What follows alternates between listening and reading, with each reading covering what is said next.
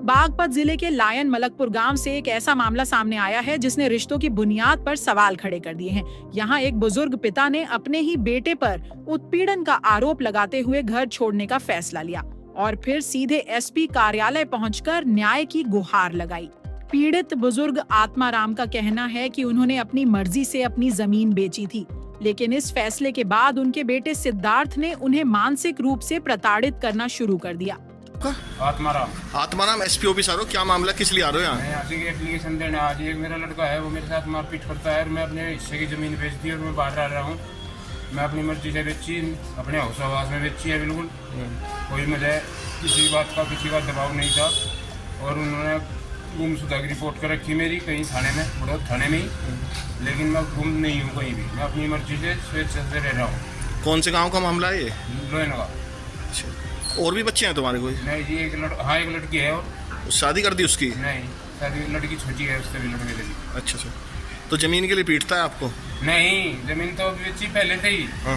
जमीन तो बेची नहीं, पीटने का। ठीक है, तो आपने यहाँ पे अधिकारी से मिले, कुछ आश्वासन मिला अभी तक कुछ इस मामले में? अधिकारी से मिले आप यहाँ? हाँ। आत्माराम का दावा है कि उत्पीड़न इतना बढ़ गया कि उन्हें गांव छोड़कर किसी अन्य स्थान पर जाकर रहना पड़ा। उधर जब आत्माराम अचानक लापता हो गए तो उनके बेटे सिद्धार्थ ने बड़ौत कोतवाली में गुमशुदगी की रिपोर्ट दर्ज कराई। पुलिस ने तलाश शुरू की, लेकिन पूरा घटनाक्रम उस समय मोड़ लेता है जब आत्माराम खुद एसपी कार्यालय पहुंचते हैं। वहां उन्होंने साफ तौर पर कहा कि वह खुद की मर्जी से कहीं और रह रहे हैं और उन्हें किसी ने अगवा नहीं किया है। साथ ही उन्होंने अपने ही बेटे पर उत्पीड़न का आरोप दोहराया।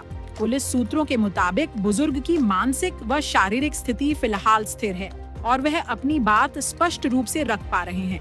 एसपी ने मामले को गंभीरता से लेते हुए जांच के आदेश दिए हैं और भरोसा दिलाया है कि निष्पक्ष कार्रवाई की जाएगी। इस पूरे घटनाक्रम में जहां एक और बुजुर्ग पिता अपने सम्मान और स्वतंत्रता की लड़ाई लड़ रहे हैं, वहीं बेटा खुद को निर्दोष बताते हुए अपने पिता की भलाई को लेकर चिंतित दिखता है। मामला फिलहाल जांच के अधीन है और दोनों पक्षों की बातों को सुना जा रहा है। अब देखना यह होगा कि पुलिस की जांच में सच्चाई किसके पक्ष में जाती है और क्या पिता पुत्र के बिगड़ते रिश्तों को न्याय की डोर फिर से जोड़ पाएगी या नहीं। रिपोर्ट विकास शर्मा, बागपत।